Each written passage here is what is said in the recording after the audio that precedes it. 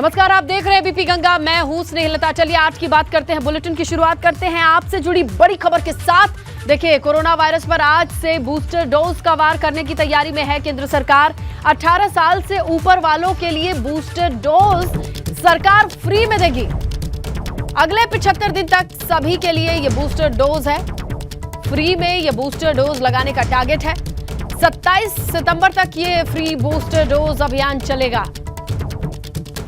केंद्र सरकार की ओर से सभी को बूस्टर डोज दिए जाएं।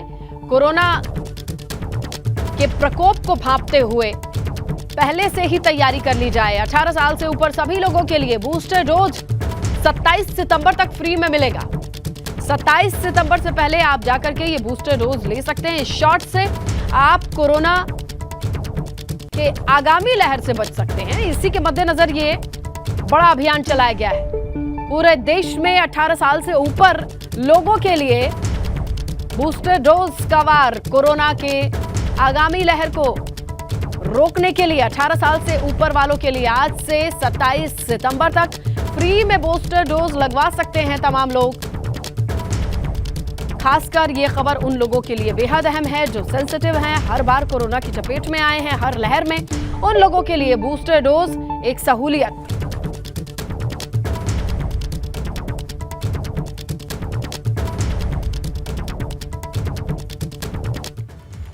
तो देखिए, सावन के पहले दिन बरेली में चिकन बिरयानी रेस्टोरेंट को बंद कराने को लेकर हुए बवाल का सीसीटीवी फुटेज सामने आया है। सीसीटीवी फुटेज में आप साफ साफ देख पाएंगे कि लोग भाजपा नेता अंकित भाटिया को मारने के लिए आ रहे हैं। अंकित कुछ समझ पाते उससे पहले ही उन लोगों ने और उनके साथ मौजूद लोगों ने जमकर पीटा। इसके बाद दोनों पक्षों के लोग आमने सामने आ गए। आपको बताएं, पूरे बवाल की जड़ में बरेली के प्रेम नगर इलाके में अब ये बड़ी कार्रवाई की गई है। बरेली के मेयर उमेश गौतम के सावन के महीने में मीट की दुकान बंद कराने के आदेश पर पालन कराने के लिए नगर निगम की टीम प्रेम नगर थाना क्षेत्र में पहुंची थी। चिकन बिरयानी के रेस्टोरेंट तक पहुंचने के बाद निगम की टीम ने जैसे ही कार्रवाई करी, तुरंत कुछ लोग भाजपा नेता अंकित भाटिया पर हमला कर देते हैं। रेस्टोरेंट संचालक को लगा कि पड़ोस में रहने वाले भाजपा नेता अंकित भाटिया के कहने पर ही नगर निगम की टीम ने यह कार्रवाई की है। इसके बाद बहुत सारे लोग अंकित भाटिया के पास पहुंचे। मौजूद सभी लोगों ने लाठी डंडे तलवार से हमला कर दिया। ये पूरी घटना सीसीटीवी में कैद है। 4 लोगों को पुलिस ने हिरासत में लिया है, उनसे पूछताछ की जा रही है।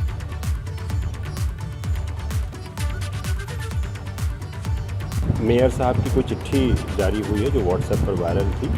उसके कारण नगर निगम का कोई दस्ता यहाँ पे आया था और उस दस्ते ने बिरयानी की दुकानों को और वहाँ जो और अतिक्रमण है उसको हटाने का प्रयास किया। उसके बाद वो टीम जब चली गई, उसके बाद ऐसा बताया जाता है कि कुछ लोग रंजिशन वहाँ मौजूद कुछ लोगों पर हमला करने लगे।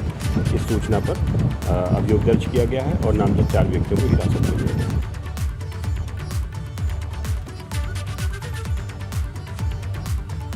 क्या है ये बरेली का बिरयानी कांड, समझते हैं। चिकन बिरयानी की दुकान बंद कराने को लेकर के ये पूरा बवाल शुरू होता है। क्योंकि सावन के महीने के चलते दुकान बंद कराने की कोशिश की गई थी। इसके बाद क्या होता है, दुकान को बंद कराने के लिए नगर निगम की टीम पहुंची थी। फिर नगर निगम की टीम के साथ भाजपा के नेता भी मौजूद थे और इसी बवाल के बीच नगर निगम की टीम पर हमला हो गया। कुछ भाजपा नेताओं को भी हमले में चोटें आई हैं। भाजपा नेता अंकित भाटिया पर भी हमला हुआ है और घटना के बाद हिंदू संगठनों ने सड़क जाम किया है। आरएसएस, वीएचपी और भाजपा के नेता मौके पर पहुंच गए हैं और हालात को देखते हुए कई थानों की फोर्सेस भी डिप्लॉय की गई हैं। इलाके की सभी दुकानों को बंद करा दिया गया है और इस पूरे घटनाक्रम में 4 लोग घायल भी हुए हैं, जिनका इलाज चल रहा है। वो अस्पताल में भर्ती कराए गए हैं। तो देखिए, सावन के महीने में चिकन बिरयानी की दुकान को बंद कराने को लेकर किस तरीके से ये पूरा मामला बवाल और उसके बाद 4 लोगों के घायल होकर अस्पताल तक पहुंचा है, ये हमने आपके सामने सिलसिलेवार तरीके से रखा है। अब इस पूरे मामले पर किस तरीके से अभी माहौल क्या है इस पूरे क्षेत्र में, ये देखेंगे, समझेंगे। हमारे सहयोगी अनूप मिश्रा सीधा जुड़ चुके हैं बरेली से और संवेदनशील क्षेत्र से।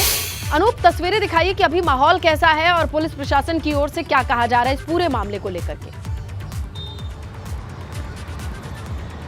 देखिए, आपको बता दूं कि इस मामले में 4 लोगों को हिरासत में लिया गया है। माहौल फिलहाल तनावपूर्ण जरूर है, लेकिन ये जो रास्ता है ये, क्योंकि ये खोला जा चुका है, रास्ता खुला हुआ है और सामने दिखाऊंगा, क्योंकि धूप बहुत तेज़ है तो पुलिस और पीएससी जरूर तैनात है, लेकिन वो छाँव में बैठी हुई है। और ये सामने अल नवाज चिकन बिरयानी जो है रेस्टोरेंट है, यहीं पर बवाल हुआ था। इसी को बंद कराने के लिए नगर निगम की टीम पहुंची थी, जिसके बाद अंकित भाटिया, जो कि भारतीय जनता पार्टी के नेता हैं, विश्व हिंदू परिषद के 2 अन्य नेता हैं, उन सब पर इन लोगों ने हमला कर दिया। चाकू से, तलवारों से, लाठी डंडों से हमला कर दिया।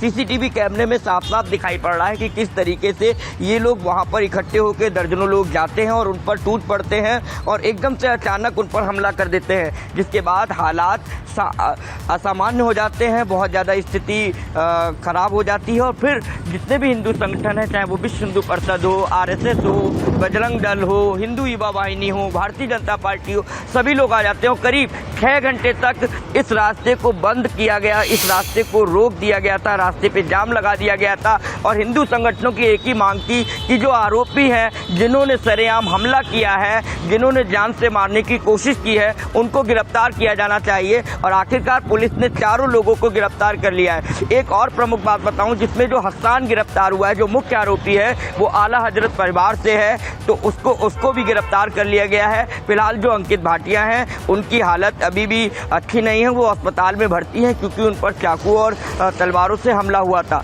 तो फिलहाल इलाके में तनाव जरूर है, लेकिन अब धीरे धीरे, क्योंकि सुबह का समय है, धीरे धीरे यहाँ मार्केट खुलेगा। सामने HDFC बैंक है और यहाँ पर तमाम हॉस्पिटल्स हैं, यहाँ पर मेरे सारे हॉस्पिटल्स हैं, तो यहाँ पर मरीजों का भी आना जाना लगा रहता है। निजी अस्पताल है यहाँ पर। अनूप, आप नजर बनाए रखिएगा। कई जरूरी सेवाएं और सुविधाएं होती हैं जो आम लोगों से जुड़ी हैं, उन्हें बंद करना वाजिब नहीं होता है। देखते हैं कि किस तरीके का माहौल आगे भी देखने को मिलता है। आगे बढ़ेंगे, बात करेंगे स्वास्थ्य विभाग के तबादलों में लगातार खेल सामने आ रहे हैं। कैसे? देखिए, सीएमओ की तैनाती के नियमों को दरकिनार कर दिया गया। ये पाया गया किसी के खिलाफ जांच जारी, किसी के रिटायरमेंट में 1 साल से भी कम का वक्त बाकी, और कुल मिलाकर के अनुशासनिक कार्यवाही अब जारी कर दी गई है। सीएमओ के रूप में कहीं तैनाती कर दी गई है। हाथरस, बहराइच, देवरिया, बस्ती, सिद्धार्थनगर समेत कई जिलों के सीएमओ को लेकर के शिकायत भी है। नियमों के मुताबिक जिन चिकित्सा अधिकारियों के खिलाफ विभागीय कार्रवाई चल रही है या प्रतिकूल प्रविष्टि हो गई हो, उन्हें सीएमओ या सीएमएस नहीं बनाया जा सकता है। लेकिन ऐसा हुआ है, जिनकी वेतन वृद्धि रोकी गई हो, प्रमोशन रोका गया हो, उन्हें भी सीएमओ या सीएमएस नहीं बनाया जा सकता। ये नियम है। तो गबन और शासकीय क्षति के दोषी को भी 10 साल तक प्रशासनिक पद पर तैनाती के लिए उपयुक्त नहीं माना जाता है। स्वास्थ्य विभाग के तबादलों की गड़बड़ी की जांच के जो आदेश सीएम योगी ने दिए थे, उसकी रिपोर्ट उन्हें सौंपी आज जा सकती है। तो चलिए सीधा रुख करते हैं हमारे सहयोगी शैलेश का, और ये जो तमाम चीजें निकल करके सामने आ रही हैं, आसान भाषा में उनसे हम समझेंगे कि किन किन आधार पर ये बड़ी बड़ी पोस्ट दी गई है। शैलेश, जो ये खबर बता रही है कि कई अयोग्य लोगों को या फिर जो गाइडलाइन है उससे इतर हट करके लोगों को प्रमोशन दिया गया, ट्रांसफर दिया गया, क्या इस खबर में और जानकारी जुड़ रही है?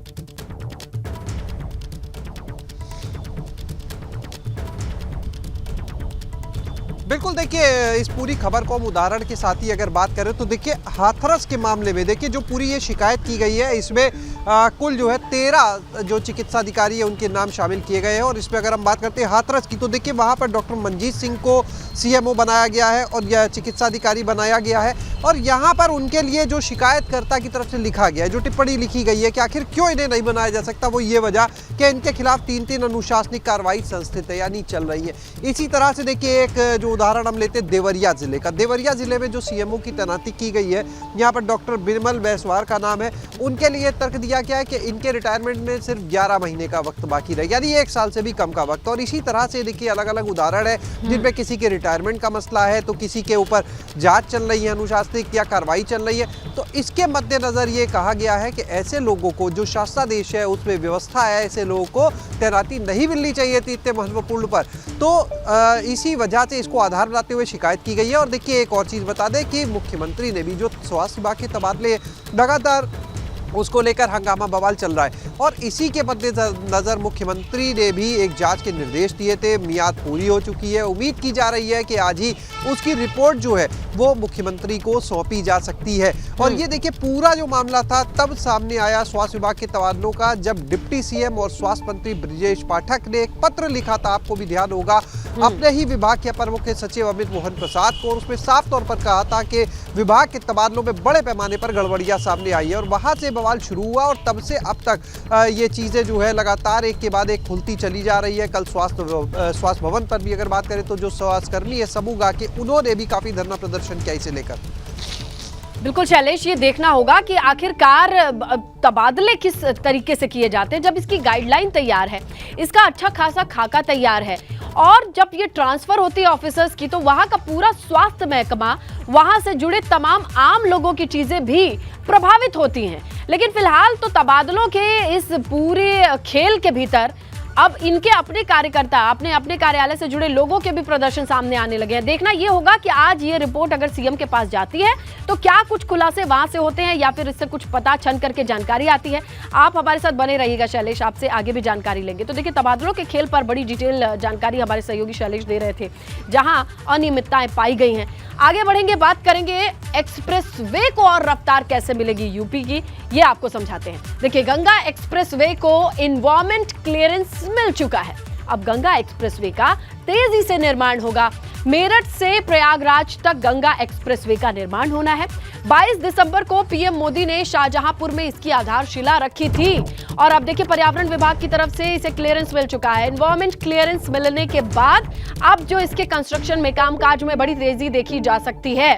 तो गंगा एक्सप्रेसवे सौगात, अब तेजी से काम होगा। मेरठ से प्रयागराज तक एक्सप्रेसवे का निर्माण होना है। तो इस तरीके से एनवायरमेंटल क्लियरेंस के बाद इसके कामकाज में तेजी आएगी तो उत्तर प्रदेश में एक्सप्रेसवे का जाल और मजबूत हो जाएगा, एक और कड़ी जुड़ जाएगी। और देखिए, एक्सप्रेसवे के निर्माण को जब रफ्तार मिली है तो किस तरीके से ये कामकाज आगे बढ़ेगा, चलिए इसके बुलेट पॉइंट्स को हम समझने की कोशिश करते हैं। विकास की गंगा एक्सप्रेस वे क्यों कह रहे हैं हम इसे? देखिए, गंगा एक्सप्रेसवे के निर्माण की रफ्तार अब देखी ये जा रही है कि बड़ी तेज हो जाएगी जब इसे एनवायरमेंटल क्लियरेंस मिल जाएगा। और अगर आप देखें, एनवायरमेंटल क्लियरेंस की वजह से इस पूरे कामकाज में रफ्तार नहीं पकड़ी थी, लेकिन अब ये क्लियरेंस मिल चुका है। तेजी से एक्सप्रेसवे पर कामकाज शुरू हो जाएगा। मेरठ से प्रयागराज तक को जोड़ने वाला ये एक्सप्रेसवे है, यानी पूरा पश्चिमी यूपी कहीं ना कहीं प्रयागराज से बड़ी इजीली कनेक्ट हो पाएगा। 22 दिसंबर 2021 को पीएम मोदी ने इसकी आधारशिला रखी थी, लेकिन अब क्लियरेंस मिलने के बाद इस पर काम भी बड़ी तेजी से होगा। जैसे ही काम होगा, इनॉग्रेशन यानी उद्घाटन की ओर भी बढ़ जाएगा ये एक्सप्रेसवे और ये बड़ी सौगात होगी। शाहजहांपुर में इसका उद्घाटन खुद किया था आधारशिला रखते हुए प्रधानमंत्री नरेंद्र मोदी ने, और इंतजार है इस एक्सप्रेसवे के बनने का। और ये जब बन जाएगा तो किस तरीके से पूरे पश्चिमी यूपी को प्रयागराज से जुड़ने का, संगम से जुड़ने का मौका मिलेगा, ये हम समझेंगे। इसकी डिटेल्स हमारे सहयोगी शैलेश अरोड़ा लखनऊ से जुड़ चुके हैं। शैलेश, ये बताइए कि एनवायरमेंटल क्लियरेंस ये जो था, ये कितने दिनों से अटका हुआ था, क्यों अटका था, और अब इसके बाद कितनी तेजी से काम होगा?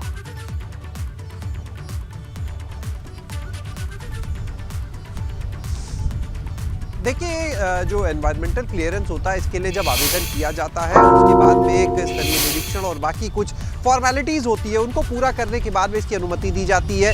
और देखिए, कोई भी निर्माण कार्य जब होता है तो निश्चित रूप से पर्यावरण पर तमाम तरह का उसका असर होता है, चाहे धूल मिट्टी के कण की बात करें या पर्यावरण सामग्री को लेकर, तो एक क्लियरेंस की जरूरत होती है तमाम चीज़ों के मद्देनजर। तो वो क्लियरेंस अब मिल गया है और इससे निश्चित रूप से जो एक्सप्रेसवे है उसको रफ्तार मिलेगी। अगर बात करें योगी सरकार पार्ट 1 की, तो देखिए पूर्वांचल एक्सप्रेसवे की जिस तरह से सौगात मिली, आपने वो देखी। खुद वहाँ पर प्रधानमंत्री आए थे और वहाँ पर वायुसेना के जो लड़ाकू विमान थे उनको लैंड कराया गया। एक्सप्रेसवे की क्वालिटी का अंदाजा इससे लगाया जा सकता है। इसके बाद में अब कल यानी 16 तारीख को बुंदेलखंड एक्सप्रेसवे की सौगात मिलेगी। जालौन में खुद प्रधानमंत्री नरेंद्र मोदी इस एक्सप्रेसवे की सौगात देंगे।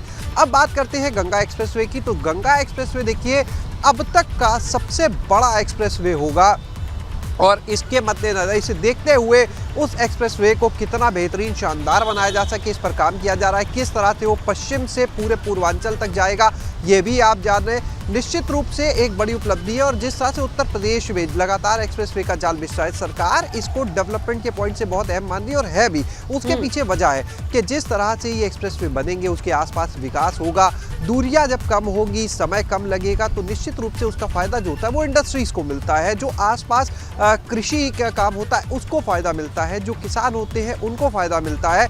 डिफेंस कॉरिडोर की जो योजना है वो पहले से यहाँ पर चल रही है। इन सारी चीज़ों को अगर आप देखें तो वहाँ के चाहे किसान हो, चाहे उद्योगों के बढ़ावे के लेकर बात हो, इन सभी चीज़ों को रफ्तार मिलेगी। और ये वो चीज़ें हैं जो किसी भी प्रदेश के समग्र विकास के लिए बहुत ही अहम भूमिका निभाती है। देखिए बिल्कुल शैलेश, चाहे पर्यटन हो या फिर रोजगार, पूरब से पश्चिम को जोड़ने वाला ये एक्सप्रेसवे कहीं ना कहीं दिल्ली की दूरी को भी कम कर देगा।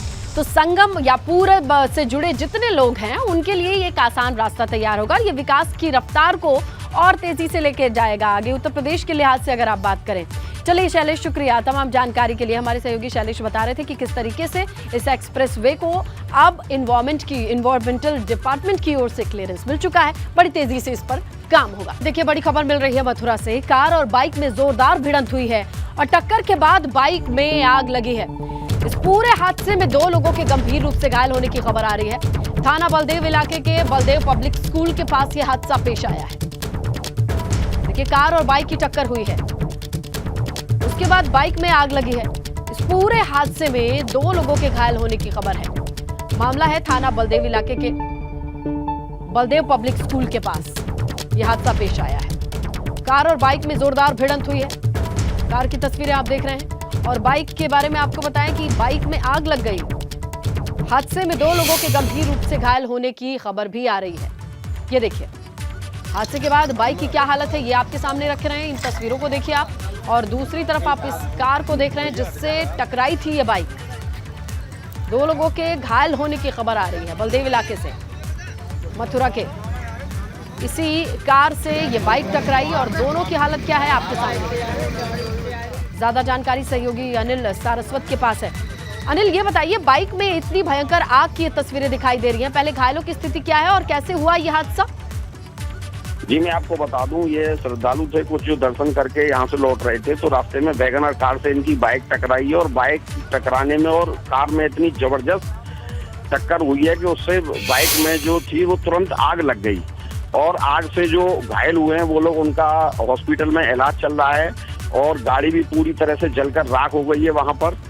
जी बिल्कुल, तो ये कार खड़ी हुई थी?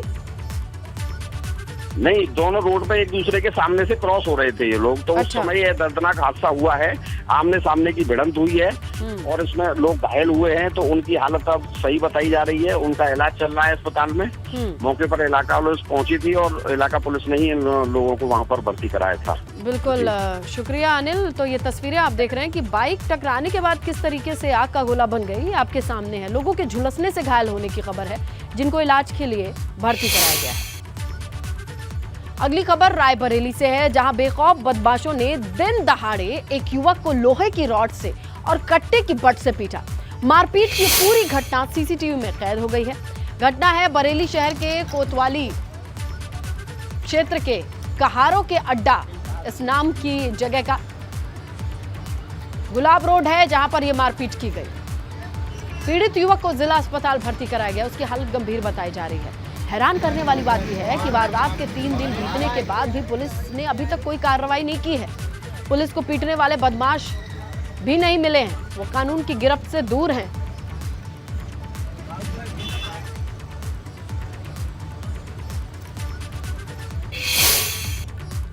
नोएडा से खबर मिल रही है, हैदराबाद आयकर विभाग की टीम इस वक्त छापेमारी कर रही है। हैदराबाद नोएडा आयकर विभाग की जॉइंट टीम इस वक्त छापेमारी कर रही है। पावर मैक प्राइवेट लिमिटेड ये कंपनी है, जहां पर इसी कंपनी के ऑफिस पर छापेमारी चल रही है। नोएडा सेक्टर 63 पर कार्यालय पर छापेमारी की खबर मिल रही है। देश भर में कंपनी के 32 ठिकानों पर एक साथ छापेमारी की जा रही है। आयकर विभाग को 20 करोड़ टैक्स चोरी की जानकारी मिली है। कंपनी पर अधिक खर्च दिखाकर टैक्स चोरी करने का आरोप है। टीम ने कंपनी की सभी इलेक्ट्रॉनिक उपकरण को जब्त कर लिया है। तो नोएडा और हैदराबाद की टीमें हैं जो इस वक्त छापेमारी कर रही हैं।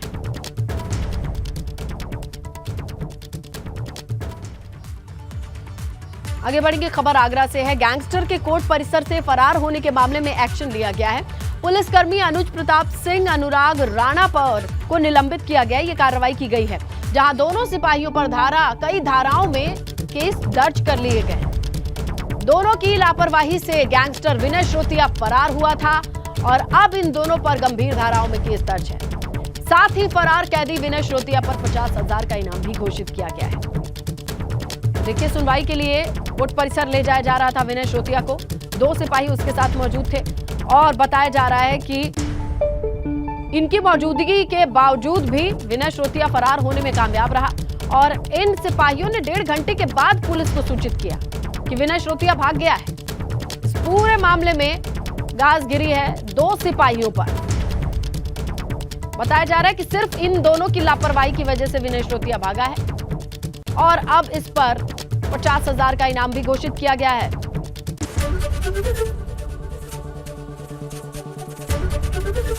एबीपी गंगा, खबर आपकी, जुबान आपकी।